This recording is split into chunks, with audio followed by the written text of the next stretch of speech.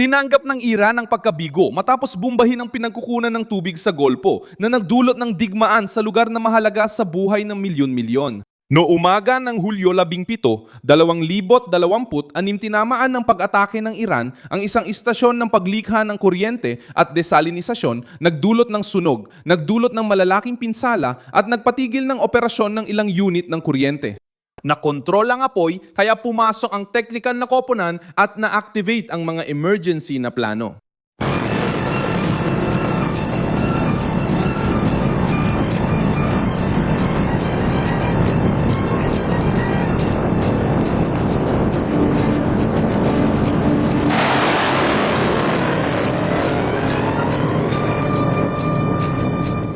Nangyari ang pag-atake habang pinalalawak ng Estados Unidos ang pambobomba laban sa mga tulay, paliparan, pagbabantay sa baybayin at mga rutang militar sa timog ng Iran.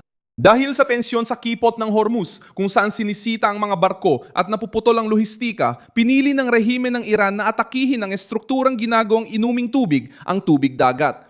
Isa itong matinding paglala dahil halos 70% ng tubig na konsumo sa Kuwait ay umaasa sa desalinisasyon. Ang pag-atake ay hindi lang basta isang teknikal na pasilidad. Mahalagang saligan ito ng pang-araw-araw na pamumuhay sa bansang disyerto kung saan ang pagkaantala ay maaring makaapekto sa bahay, ospital, industriya at serbisyong pampubliko. Tinangka ng Tehran na tumugon sa pressure ng Amerika, nagpakalat ng takot sa mga kalapit bansa at inilagay sa panganib ang supply para sa mamamayan.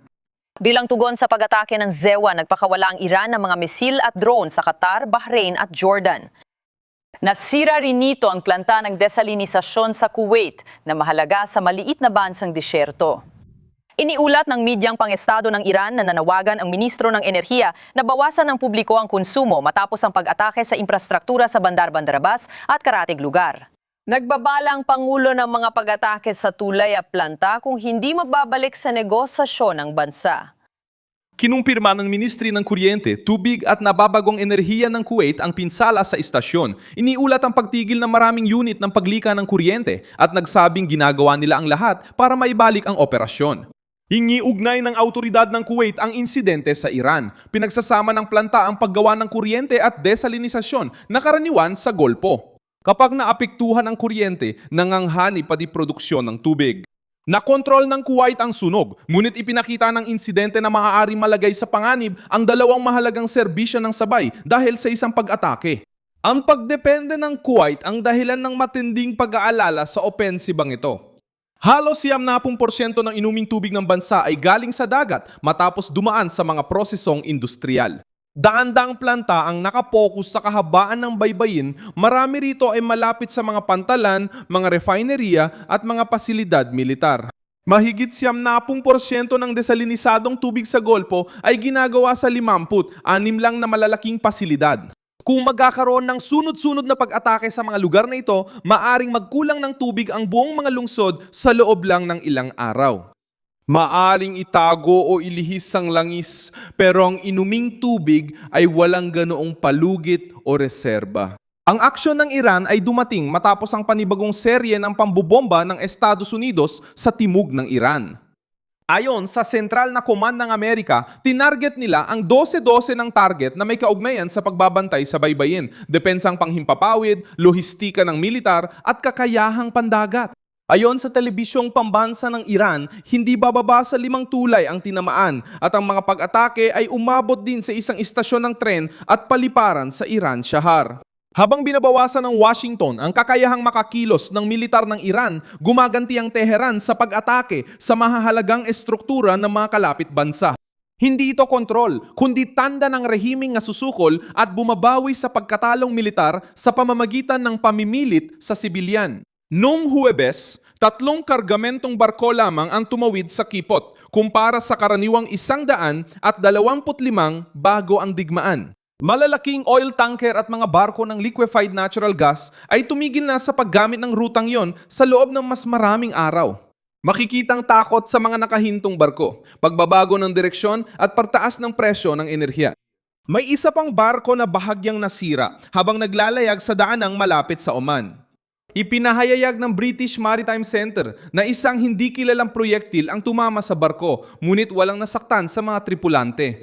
Hindi kaagad inako ng Iran ang responsibilidad sa insidente.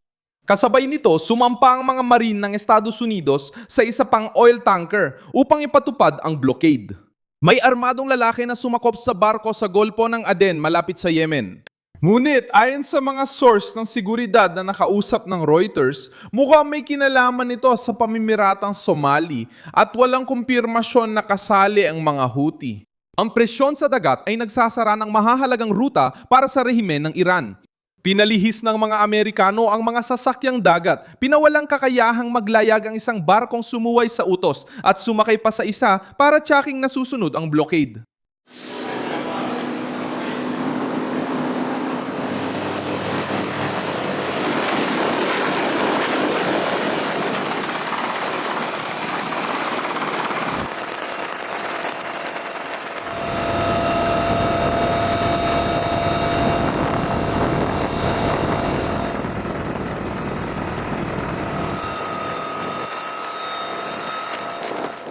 Itinalagang noong Enero.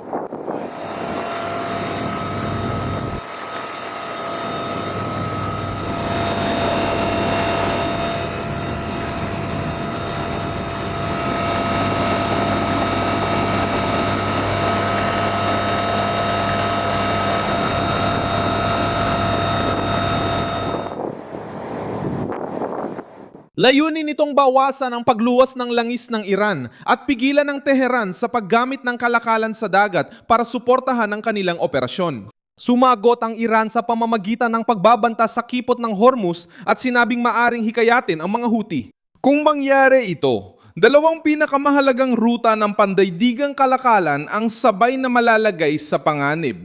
Umabot din ang ganting aksyon ng Iran sa Qatar at Bahrain. Pinayuhan ng Qatar ang mga residente na humanap ng masisilungan sa gitna ng pagpapakawala ng misil at iniulat na may batang nasugatan sa shrapnel. Ipinahayag ng Jordan na nasabat nila ang 3 misil na pinakawalan ng Iran. May mga pagsabog din na naitala sa hilaga ng Iraq. Sa Syria, sinabi ng Iran na tinamaan nila ang base ng Amerika sa Al-Tanf. Ayon sa mga autoridad ng Syria at Amerika, binakante ng lugar at walang sundalong Amerikano ang namatay o nahuli. Inihahanda na ng Washington ang kakayahan para sa mas malaking opensiba. Ipinaalam ng Administrasyong Trump sa Israel ang plano nilang magpadala ng 12-12 ng karagdagang eroplanong pang-supply ng gasolina.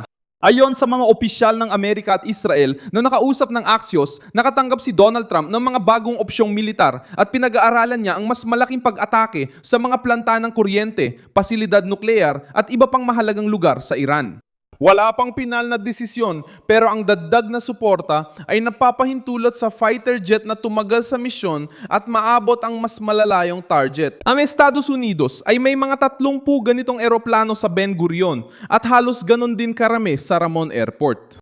Ang pagpapadala ng mga bagong eroplano ay nagpapakitang nais ng Estados Unidos mapanatili ang kalayaan nilang kumilos sakaling ipagpatuloy ng Iran ang pag-atake sa mahalagang pasilidad sa Gulpo. Ang kampanya ng Amerika ay naglalayong buksan ang kipot ng Hormuz, bawasan ang kakayahan ng revolusyonaryong gwardiya at dagdagan ng presyon sa programang nuklear ng Iran. Ang pag-atake sa planta ng Kuwait ay nagpapalakas ng mga argumento para sa mas maigpit na tugon dahil inilalagay nito ang seguridad sa tubig ng reyon sa parehong antas ng seguridad sa enerhiya. Sa pagpili ng tubig bilang target, mas maraming bansa ang nakikita ang Iran bilang direktang banta sa operasyon ng kanilang mga lungsod. Nayanig ang mga merkado. Sa Kuwait, Qatar, Bahrain, Oman at iba pang bansa sa rehiyon, ang hakbang ngayon ay palakasin ng mga depensang panghimpapawid sa paligid ng planta, imbakan ng tubig, pantalan at mga grid ng kuryente. Bawat bagong pag-atake sa supply ng tubig ay nagpapataas ng presyon para sirain ang mga sistemang Iranyanong ginagamit sa paglulunsad ng mga misil at drone bago matamaan ang isa pang mahalagang pasilidad. Maraming salamat sa panonood ng video na ito hanggang dulo. Suportahan ninyo ang aming proyekto at mag-ambag ng pinansyal gamit ang Pixkey na makikita sa inyong screen. Independenteng channel kami, nakatuon sa paghahatid sa iyo ng katotohanan. Malaking tulong ang iyong kontribusyon sa pagpapatuloy namin.